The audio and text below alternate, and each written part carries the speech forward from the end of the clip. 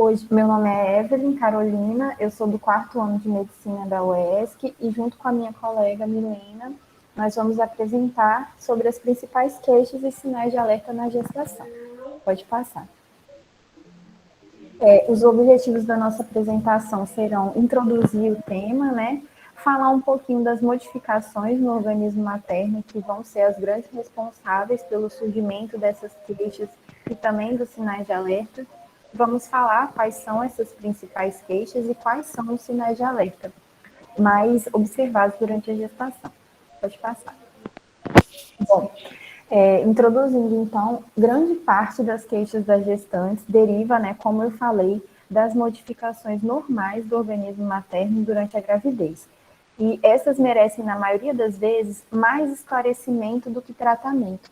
Algumas literaturas trazem, inclusive, que só o esclarecimento já é muito útil para trazer um grande conforto emocional para a gestante, e isso já tem um impacto muito positivo sobre esses sintomas, às vezes até maior do que os tratamentos medicamentosos e outras terapêuticas. Além disso, é fundamental que tanto a gestante quanto a equipe de profissionais de saúde da atenção básica saibam reconhecer os sinais de alerta que podem indicar a necessidade de atendimento médico obstétrico de urgência, sendo as consultas de pré-natal o melhor momento, né, para manter as gestantes informadas sobre as possíveis intercorrências. Pode passar. Então, falando um pouco sobre essas modificações no organismo materno, boa parte delas, se não a maioria, elas são decorrentes de alterações hormonais, né? Ou seja, alterações dos hormônios sexuais femininos, como o estrógeno, progesterona, e aquele também, o hormônio placentário, que seria o beta-HCG, mas nós não vamos nos ater muito a essas alterações, né, a esses mecanismos fisiopatológicos, porque não é o foco da nossa apresentação. Então, o que seriam essas modificações? Elas são reações orgânicas à presença do concepto, né, do futuro feto e seus organismos. Elas são, como eu acabei de falar, uma reação à sobrecarga emocional e também uma reação ao peso e ao volume do útero, ou seja, uma reação mecânica a essa transformação que está sendo enfrentada pela gestante. E por que essas modificações ocorrem? Porque elas são importantes, né? Elas ocorrem para poder promover condições adequadas para o desenvolvimento do feto, porque se o organismo da mãe não se modificar, ele não vai se preparar para receber, né, esse desenvolvimento do feto e promover também o equilíbrio entre o feto e o organismo materno. Pode passar. Mas essas modificações, né, apesar de elas serem fisiológicas, de elas serem importantes, elas requerem atenção. Por quê? Em primeiro lugar, elas podem agravar condições patológicas que essa gestante já tinha antes. Em segundo lugar, elas produzem sintomas que, apesar de serem fisiológicos, são muito incômodos durante a gestação para a mãe. E em terceiro lugar, é muito importante a gente fazer uma diferenciação precoce entre aquelas alterações que são fisiológicas e aquelas alterações que acabam sendo patológicas e que requerem uma maior atenção, né? Tanto em questão de tratamento quanto em questão de diagnóstico. Pode passar. Agora, começando, né, dando início às principais queixas, pode passar. A gente vai começar por náuseas e vômitos, que é o primeiro caso, né, o primeiro exemplo das alterações que eu citei, que são decorrentes das alterações do beta-HCG. E qual seria o quadro clínico das náuseas e dos vômitos durante a gestação? Elas são comuns no primeiro trimestre, justamente que é quando os níveis do HCG, do beta-HCG, eles estão mais elevados. Elas são mais intensas pela manhã, também no momento que a gestante acorda, ou após longos períodos. Elas têm como característica também piorar com o estímulo olfativo, né, como o cheiro de cigarro, ou estímulo gustativo, né, do paladar, como, por exemplo, pasta de dente. E elas costumam melhorar após 2 semanas de gravidez, que é quando começam, né, a decair os níveis de beta-HCG. Mas ela também pode se apresentar de uma forma bastante grave, que seria a hiperemes gravídica, que vai corresponder a cerca de 5% dos casos, e se caracteriza por vômitos incoercíveis que prejudicam até a alimentação dessa gestante. E aí essa gestante pode acabar cursando com desidratação, desnutrição, distúrbios hidroeletrolíticos e distúrbios vasculares. Bom, agora, o que é importante a gente avaliar nesses casos dessas gestantes que apresentam essa queixa de náusea e vômito? Avaliar se é uma gestante muito jovem, se ela está emocionalmente imatura, né, no momento da gestação, no momento que ela recebeu o diagnóstico, e se essa gestação não foi planejada. Então, como que a gente vai fazer diante de um caso desse? Quais são o que é o recomendado pelo Ministério da Saúde? Em primeiro lugar, a gente tem que promover um acolhimento, né, com uma escuta qualificada e uma entrevista. Isso é de competência de toda a equipe, né? É uma competência multiprofissional. E aí, quando a gente está diante dessa gestante, o primeiro passo é depois que a gente já acolheu, é investigar as causas. Aí, isso sim, quem vai fazer é o médico ou o enfermeiro. Aí, diante dessa investigação, a gente pode confirmar ou descartar a hipótese de hiperêmese gravídica. No caso de não ser confirmado, né, da gente descartar, o que a gente vai fazer para essa gestante? A gente vai fornecer orientações. A gente vai orientar no sentido de incentivar uma mudança comportamental, incentivar medidas dietéticas para promover uma melhora no quadro dela. Em primeiro lugar, a gente pode fazer uma alimentação fracionada, que é aquela em que a gente faz pelo menos 3 refeições, né, e 2 lanches por dia. Alimentar-se logo ao acordar, né, para evitar o jejum prolongado. Em terceiro lugar, já evitar o jejum, né, variar as refeições conforme a tolerância individual, comer devagar e mastigar bem os alimentos, dar preferência a alimentos pastosos e secos, como pão, torradas, evitar alimentos muito gordurosos e condimentados, evitar doces, né, com grande concentração de açúcar, evitar também alimentos com cheiro forte para evitar o estímulo olfativo. Então, além de evitar os alimentos que a Evelyn já falou, essa paciente ela deve também manter uma boa ingesta hídrica, né? E sempre que for necessário, se houver a manutenção, né, dessas náuseas e vômitos, a gente pode lançar a mão de algumas medicações, como a metoclopramida e o dimenidrato. E aí essas medicações elas podem ser prescritas tanto pelo enfermeiro quanto pelo médico. Como a Evelyn falou, né, essas náuseas e vômitos, apesar de serem comuns na gestação, elas podem, sim, sinalizar um quadro mais grave. Então, sempre que essa paciente tiver presença de sinais de alerta, o paciente... Não, se ela não tiver os sinais de alerta, né, a única coisa que o médico vai ter que prescrever para essa paciente vai ser o apoio psicológico através de ações educativas relacionadas principalmente às questões alimentares que eu citei anteriormente, e pode-se lançar mão também dos antieméticos que eu citei anteriormente. Referenciar para o hospital caso não esteja disponível na unidade de saúde para a realização, né, dos antieméticos injetáveis quando essa paciente está com náuseas e vômitos incoercíveis. Pode passar. Outro sintoma comum é a pirose ou a azia, né? O quadro clínico característico vai ser a sensação de queimação na região do estômago e do esôfago. Ela geralmente é mais intensa e frequente no final da gestação, porque essa paciente, né, com aumento do útero gravídico, ela acaba tendo uma alteração na conformação de todos os órgãos, e por isso sintomas como esse podem ser mais frequentes. O que é importante a gente avaliar nesse quadro, né? A gente tem que avaliar os sintomas iniciais antes da gravidez, a gente tem que avaliar também o uso de medicamento por parte dessa gestante, porque a queimação ela pode ser um efeito colateral de alguma medicação, ou alguma medicação pode ser irritativa, né, para o trato gástrico dessa gestante, e avaliar também a história pessoal e familiar de úlcera gástrica. Pode passar. E o que vai ser recomendado diante, né, desse quadro?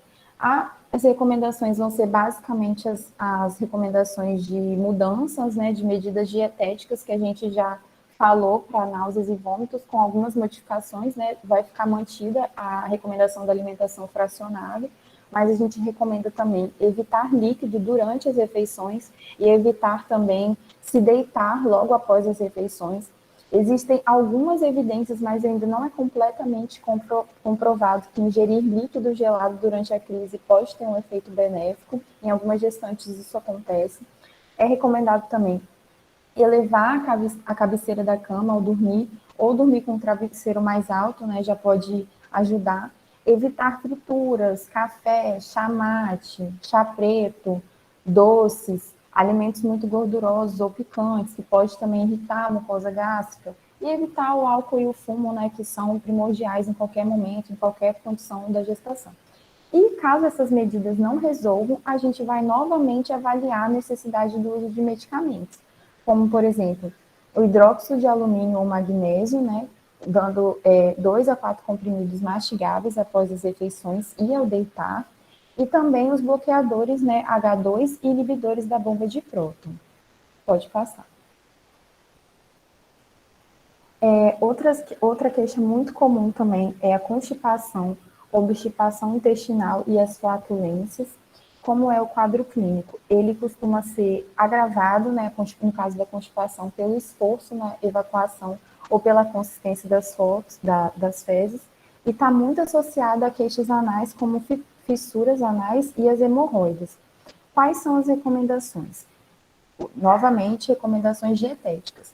Aqui a gente vai recomendar no sentido de promover, né, essas mudanças no bolo fecal, no sentido dele ficar mais macio, mais pastoso, ingerir alimentos ricos em fibras, como legumes e verduras, especialmente aquelas verduras folhosas e as frutas cítricas, como laranja, limão, por exemplo.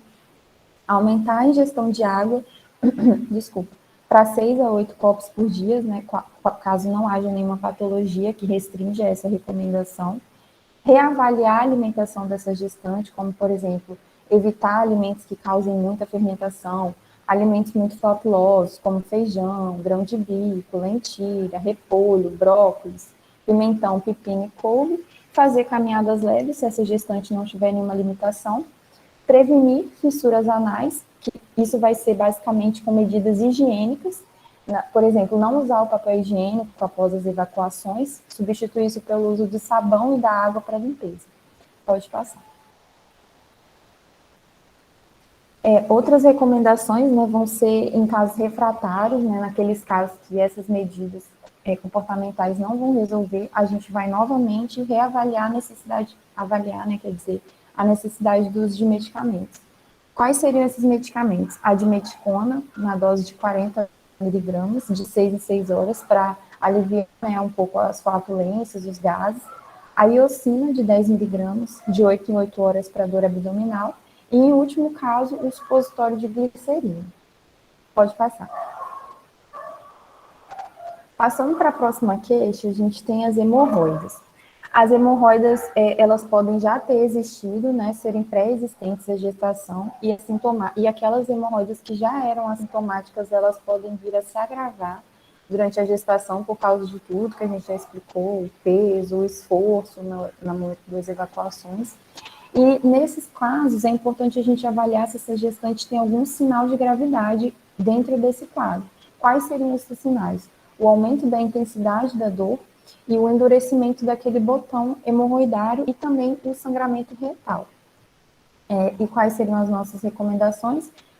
As que a gente já falou, né? Dieta rica em fibra, água, melhorar a higiene, né? Com ducha em vez do papel. A gente recomenda também banho de assento com água morna em alguns casos. Pode ser usado também pomadas tópicas, né? O uso tópico à base de anestésicos e corticoides, banhos de vapor. E vale a gente ressaltar que qualquer tipo de intervenção cirúrgica para hemorroidas, como é o caso da escleroterapia, vai estar contraindicada até o final da gestação, até depois do final da gestação. Pode passar. O edema. Esse edema, ele surge geralmente no terceiro trimestre da gestação.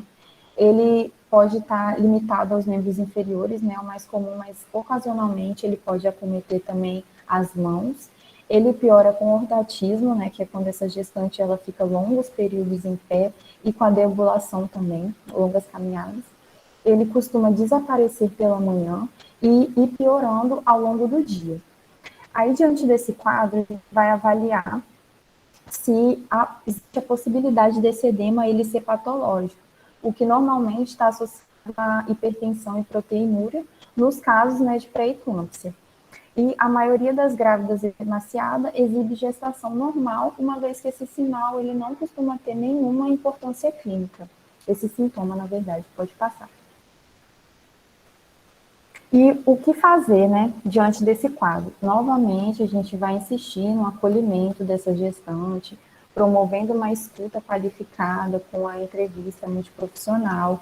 E depois que a gente fez isso, a gente vai avaliar a presença dos sinais de alerta, para a gente descobrir se esse edema ele tem uma origem patológica ou não. Quais seriam esses sinais de alerta que vai ser investigado pelo enfermeiro ou pelo médico? Edema limitado aos membros inferiores, mas associado à hipertensão e ao ganho de peso, quando esse edema é generalizado, ou quando ele é unilateral, com dor e com sinais flogísticos, né, sinais de inflamação, vermelhidão, calor, o turgor da pele também. E no caso de ter algum desses sinais de alerta, a gente vai requerer a avaliação médica. E no caso de não ter, a gente vai manter as recomendações padrões, que a gente já falou, que é evitar, né, os fatores predisponentes para esse edema, evitar ficar longos períodos em pé, massagear os membros, né, procurar colocar esse membro elevado, cerca de 20 minutos por dia, evitar longas caminhadas e demais medidas assim que giram nesse sentido de repousar o membro. Pode passar. Sobre as varicosidades, né, as famosas varizes. Ela vai ser mais comum nas multíparas, né, ou seja, aqueles casos de gestação também gemelar, elas vão ser muito comuns por causa do peso. Elas podem acometer os membros inferiores, a vulva e a vagina. Essas varicosidades vaginais, elas são muito suscetíveis à ruptura e acabam causando hemorragia durante o parto. E diante dessa gestante, a gente tem sempre que avaliar se a dor no membro é contínua ou ao final do dia, se existe presença dos sinais logísticos, né, inflamatórios que a gente já falou, e se esse edema é persistente. Se o edema, né, relacionado, ligado a essas varicosidades, ele é persistente. Nesse caso, a gente não vai investir muito em tratamento, a gente vai investir mais em prevenir, né, o surgimento dessas varicosidades, e as medidas profiláticas seriam mudar de posição com maior frequência, repousar por 20 minutos com as pernas elevadas, várias vezes ao dia, usar aquelas meias elásticas, né, com suave ou média compressão, evitar meias muito compressivas, demasiadamente compressivas, que também não é muito benéfico. A gente pode usar também, evitar, né, roupas muito justas, ligas, nem meias 3 ou 7 oitavos, 3 quartos ou 7 oitavos, e valorizar, né, investigando, se atentando para a possibilidade de alguma complicação tromboembólica diante desse quadro. Pode passar. As câimbras. As câimbras, elas são espasmos, né, musculares involuntários dolorosos que acontecem mais na musculatura da panturrilha e elas vão se tornando mais intensas com o progredir, com o evoluir da gestação.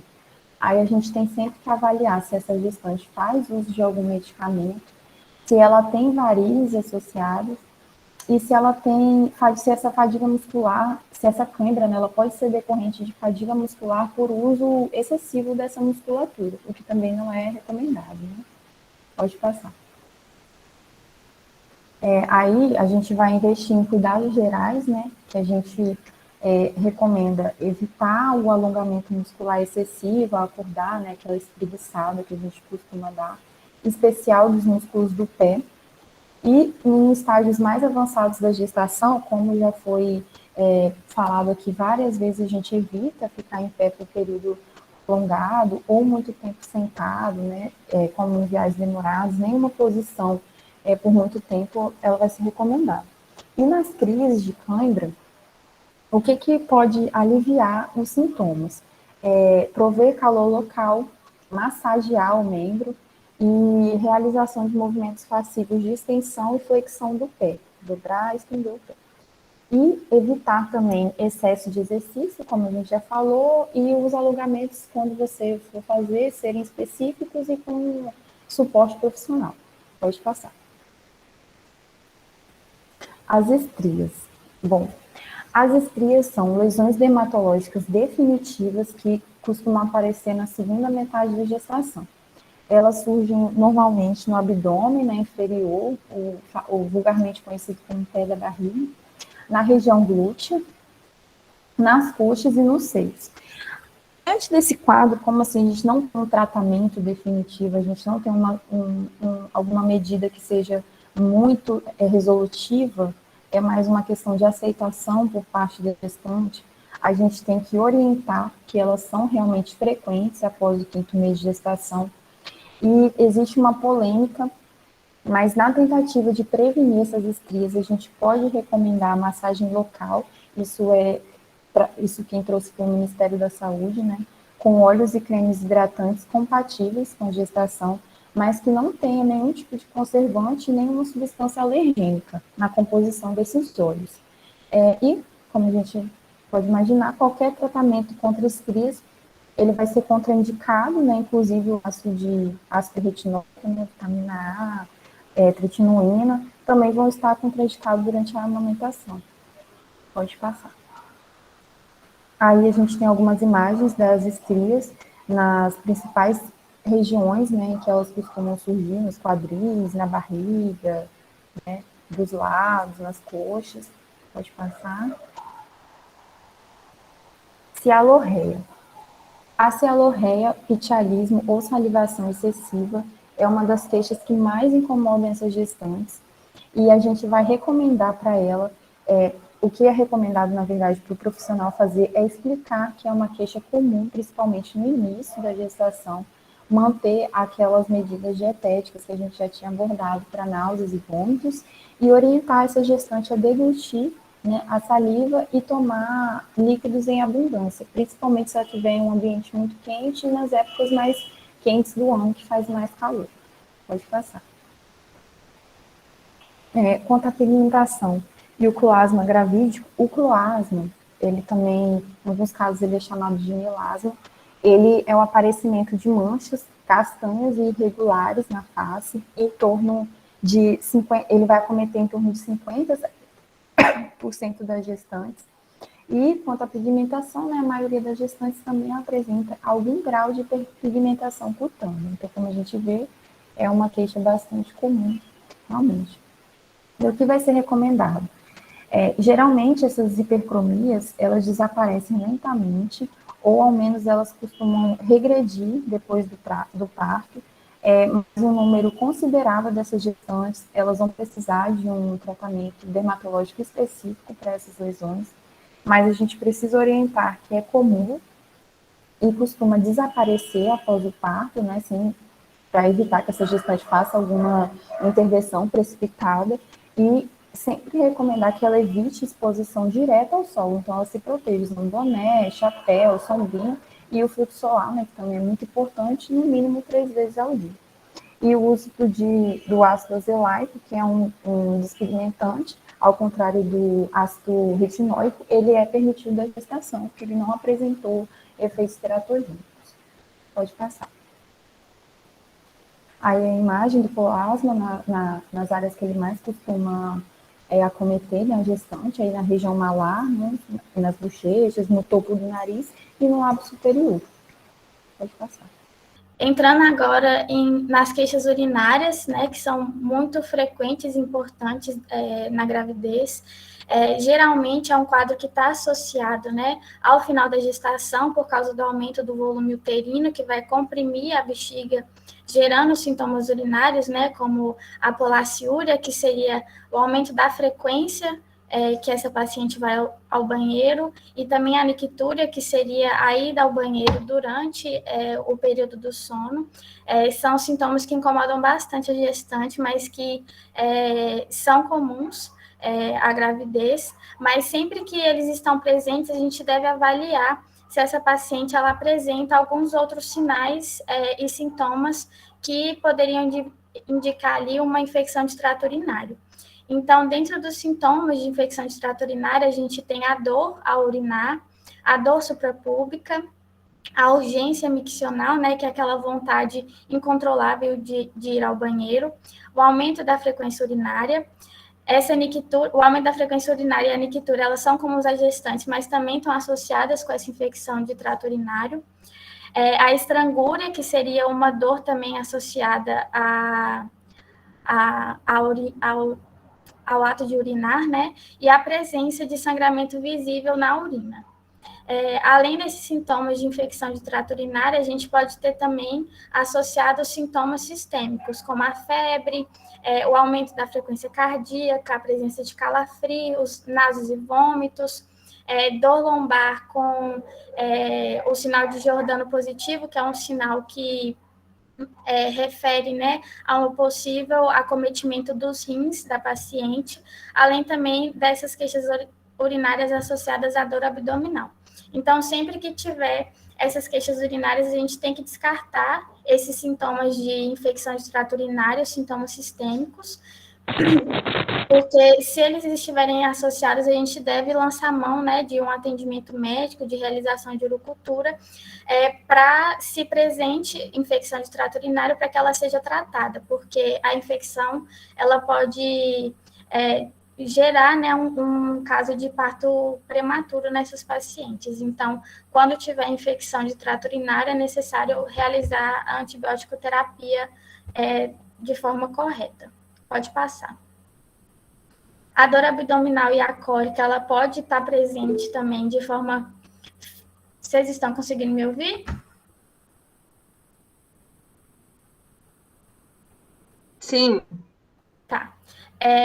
A dor abdominal e a cólica, ela pode estar presente também de forma discreta e desaparecendo espontaneamente fisiologicamente na gravidez, né? Mas sempre que ela for persistente ou que ela tiver uma duração um pouco maior, é um sinal de alerta que pode indicar o início de trabalho de parto prematuro. Então, sempre que essa paciente referir como queixa essa dor abdominal ou a cólica, é importante que a gente descarte aqueles sinais de infecção de trato urinário e descarte a possibilidade de que essa gestante esteja apresentando essas contrações uterinas de forma rítmica e de intensidade aumentada, porque isso poderia indicar um trabalho prematuro. Além disso, também, a gente deve prestar atenção se essa dor abdominal ou cólica ela está associada com outros sinais de alerta, como o sangramento vaginal, os sintomas sistêmicos que eu falei anteriormente, e sinais de abdômen agudo, que seria principalmente uma sensibilidade na região abdominal. Pode passar. Fraqueza e tontura também pode acontecer nessas gestantes. Geralmente, o quadro clínico ele é breve e tem uma intensidade baixa, né? Ele está associado com as alterações que ocorrem no sistema circulatório dessa paciente. Então, essa paciente ela pode apresentar essa fraqueza, essa tontura por causa dessas alterações no sistema circulatório. Então, durante as consultas é importante avaliar a pressão arterial dela e existem algumas medidas profiláticas e algumas medidas de alívio para esse tipo de sintoma. Então, como medida profilática, a gente deve instruir essa paciente para evitar ficar inativa, né? Ficar muito tempo parada. Então, sempre que possível e não tiver nenhuma contraindicação, né? Deve ser orientado que essa paciente faça atividades físicas leves, de intensidade leve a intermediária. É importante também a alimentação fracionada aqui, assim como a Evelyn falou para outras queixas aqui, ela também vai auxiliar, porque às vezes essa fraqueza, essa tontura, ela pode estar associada com um quadro de hipoglicemia, com uma redução dos níveis de glicose no sangue. Para isso também a paciente deve evitar jejum prolongado e evitar também permanecer em locais quentes e sem ventilação, porque isso pode propiciar a ocorrência desses sintomas. E quando essa paciente ela tem esses sintomas de fraqueza e tontura, ela pode realizar algumas manobras para aliviar. Então, se ela tem esse tipo de queixa, a gente pode orientar ela para sempre que sentir, sentar com a cabeça abaixada, ou então se deitar de lado, deitada sobre o lado esquerdo e respirar de forma profunda e pausada. Além também da ingesta de líquidos que pode auxiliar aí na melhora da pressão arterial. E nos casos em que essa paciente tem esse sintoma de forma reincidente, a gente pode avaliar a necessidade do uso de meias elásticas, porque essas meias compressivas, elas vão auxiliar na melhora do retorno venoso e, com isso, diminuir essas alterações circulatórias que eu falei. Pode passar. A falta de ar, a dificuldade para respirar, ela está associada principalmente no último trimestre da gravidez, geralmente relacionada com o aumento do volume uterino e com a ansiedade da gestante. Então, explicar para ela que é normal, mas sempre que ela relatar esse tipo de queixa, a gente tem que avaliar se ela possui algum outro tipo de sintoma associado, como os sinais de alerta que eu citei anteriormente, ou se ela tem algum outro sintoma do aparelho respiratório, como tosse, edema, se ela tem história de alguma doença pulmonar ou de algum trauma recente, para a gente descartar que essa falta de ar ela esteja associada com alguma doença do aparelho respiratório. Então, sempre que for avaliar essa paciente com esse tipo de queixa, realizar a ausculta pulmonar e cardíaca para verificar se está tudo ok. E uma medida que pode auxiliar nessa paciente que tem dificuldade de respirar é levar a cabeceira ao se deitar, porque vai auxiliar na mecânica da respiração. Pode passar.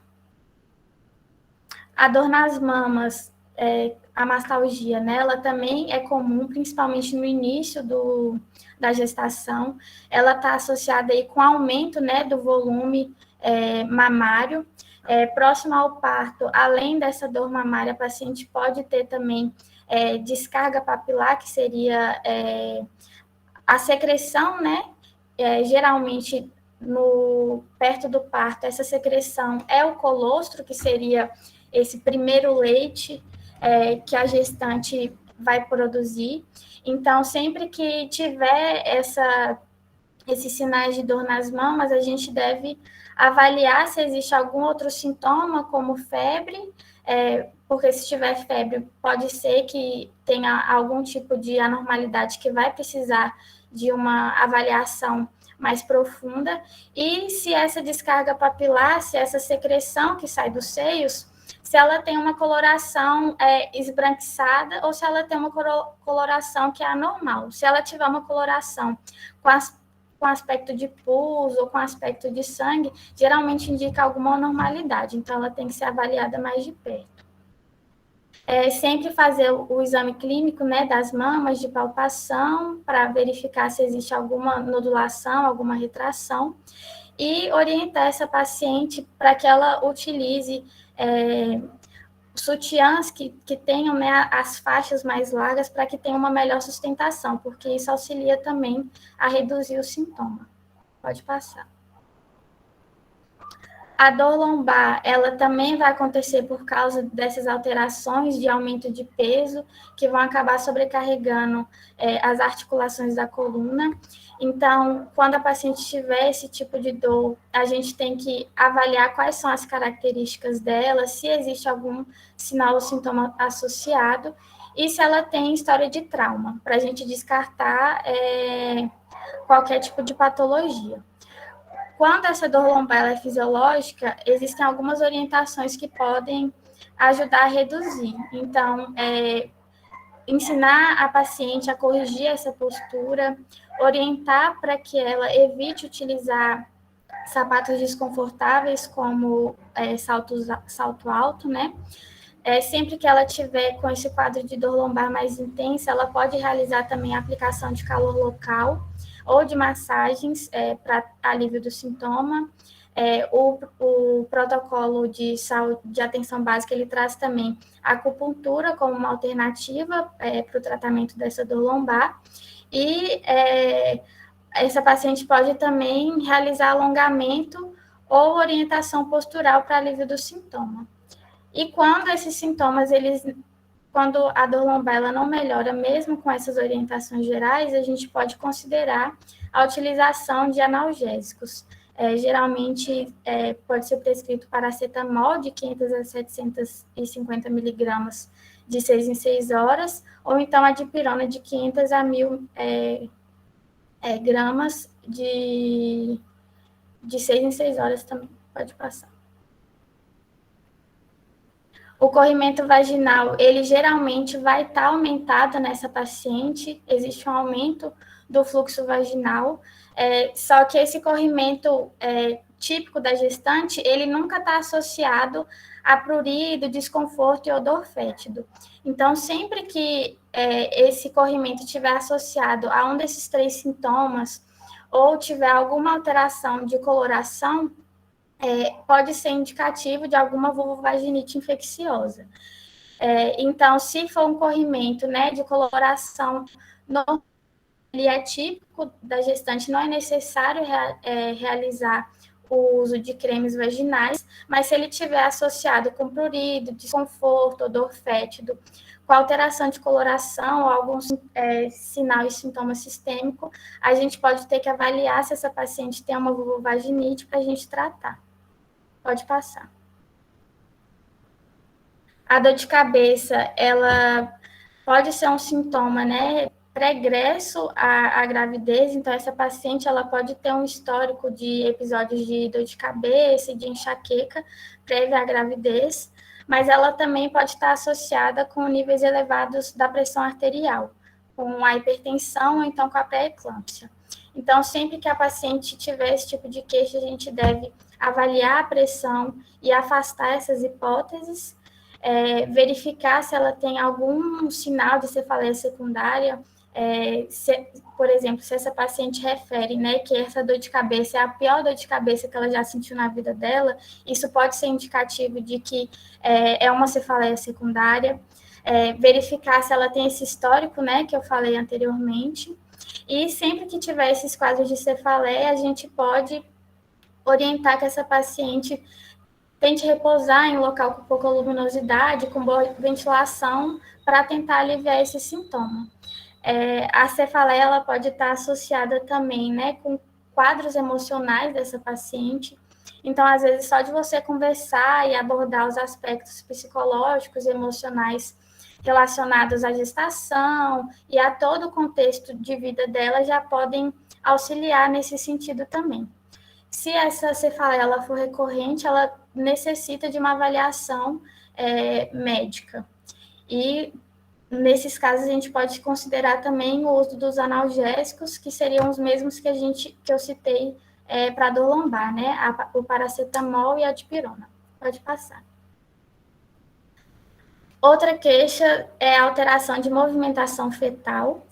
Ela vai ser definida como ausência, diminuição ou parada dos movimentos fetais.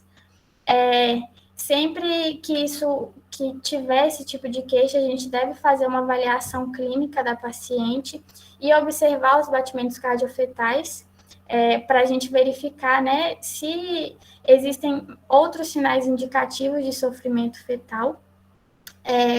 E orientar essa paciente, quando ela tem mais de 26 semanas, a realizar um mobilograma, que consiste basicamente, né, em observar esses movimentos fetais após as principais refeições, para verificar, né, se o feto ele realiza pelo menos 6 movimentos dentro do espaço de 1 hora, que seria o considerado normal. E quando essa paciente ela refere esse tipo de alteração de movimentação fetal, mesmo que não seja evidenciado, né, o sofrimento fetal naquela consulta, a gente deve reduzir o intervalo entre as consultas de rotina para, se tiver alguma piora, né, a gente conseguir captar de forma precoce. Pode passar. Outra queixa pode ser o sangramento na gengiva, que vai acontecer devido, né, a um edema do tecido conjuntivo, que vai tornar essa gengiva mais sensível a qualquer tipo de trauma. Então, a gente deve orientar a paciente para realizar uma escovação delicada, com escova macia, e sempre utilizar fio dental para evitar quadro de gengivite. O protocolo ele indica também a realização de massagem na gengiva como uma medida de alívio, né, para esse tipo de sintoma.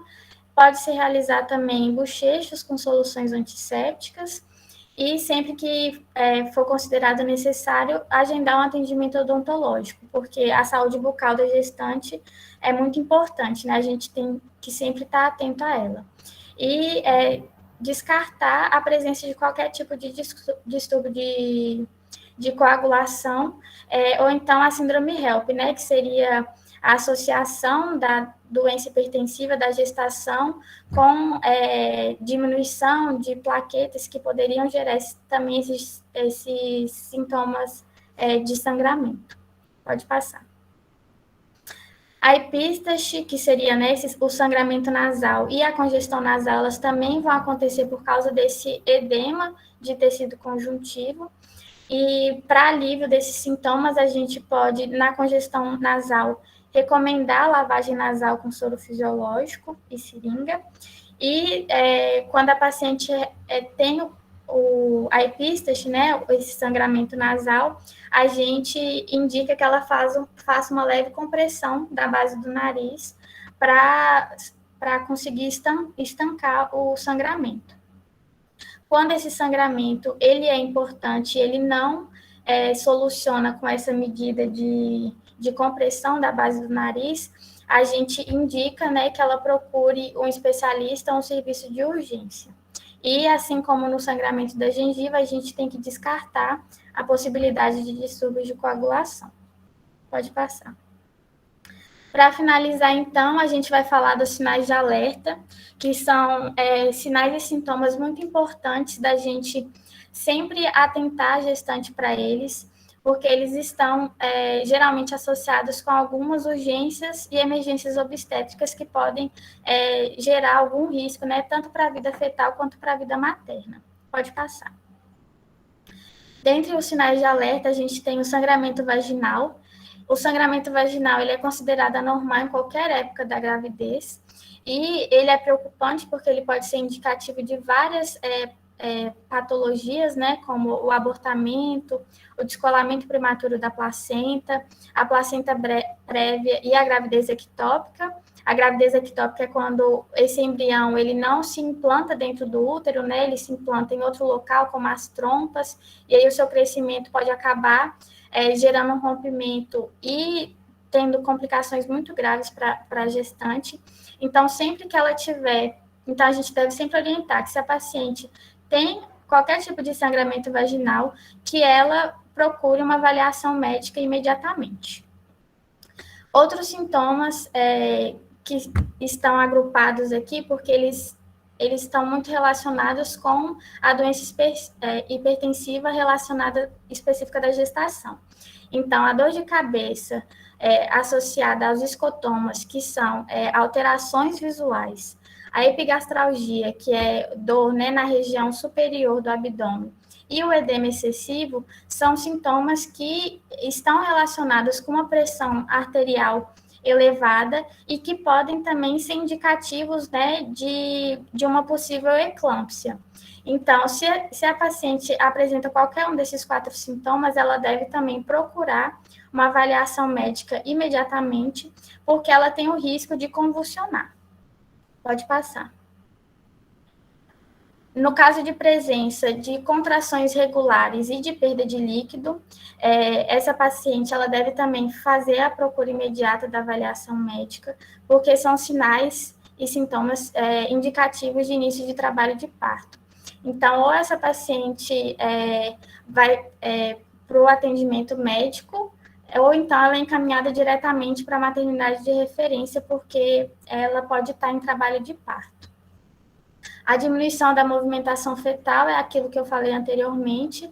Ela não precisa de uma avaliação imediata, como as outras que eu citei até agora, mas o orientado é que essa paciente procure um atendimento no mesmo dia, para avaliação dos batimentos cardiofetais e para verificar se tem algum outro indicativo de sofrimento fetal. E se tiver uma alteração nesses batimentos cardiofetais ou algum indicativo de sofrimento fetal, essa paciente ela pode ser encaminhada para o hospitalar. E outro sinal de alerta, que eu também já citei aqui anteriormente na apresentação, é a febre, porque a febre ela pode ser um indicativo de infecção, e então é necessário que essa paciente seja avaliada no mesmo dia, e em casos que essa febre está associada a outros sintomas de gravidade, ela pode até mesmo ser encaminhada para o serviço de urgência. Pode passar. Essas foram as nossas referências. As orientações que a gente trouxe aqui hoje foram baseadas no caderno de protocolos da atenção básica da saúde das mulheres, do ano de 2016. Obrigada, gente. Gente, só para corrigir um termo que eu usei, que as recomendações e orientações de mudanças, né, dietéticas, de medidas dietéticas, na verdade, elas giravam em torno de tentar tornar as fezes mais macias e até mesmo pastosas. Mas não é interessante, né, que as fezes sejam pastosas, porque isso seria até um indicativo de diarreia. Então, a gente se limita mesmo às fezes de consistência macia, sem fezes pastosas para gestantes.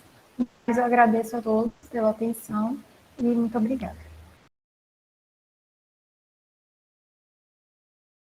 Aí a primeira dúvida que eu vou ler aqui, então, é da Dariane Rocha, acho que foi a primeira dúvida que apareceu aqui. Uma dúvida sobre o uso da dipirona e paracetamol. A melhor opção para a gestante seria o paracetamol pelo fato de ser categoria B e não a dipirona, que é categoria D. Pergunto isso pelo fato de alguns profissionais não recomendarem a dipirona na gestação. É isso mesmo. Sempre que a gente tiver opção, a gente vai dar preferência para os medicamentos de categoria B. Então, o paracetamol, a gente utiliza ele como primeira linha. Lucinéia ficou em dúvida com o sangramento nasal, que não entendeu muito bem a questão das massagens. A massagem, ela vai ser no caso do sangramento da gengiva, mas na verdade não vai ser para conter a gengiva, vai ser para conter o sangramento. Vai ser para tentar diminuir o edema da região da gengiva, para evitar os sangramentos, evitar a sensibilidade. No caso do sangramento nasal, o que eu falei foi da compressão da base do nariz, quando tiver o sangramento, para a gente estancar ele. Entendeu? A paciente que começar com sangramento nasal, hemoptise franca, que não houver melhora, deve ser encaminhada ao serviço de saúde de urgência, ok? Não podemos esquecer isso. Se for um sangramento pequeno, que com o decúbito, elevada a cabeça, tá? A colocação de compressas frias no local, na região nasal, melhore, tudo bem. Se permanecer o sangramento, a paciente deve ser encaminhada para o serviço de urgência, ok? A Marta tem uma pergunta. Quando a gestante apresenta edemas no segundo semestre, seria quando a gestante apresenta edemas? Se é no segundo semestre? Seria isso?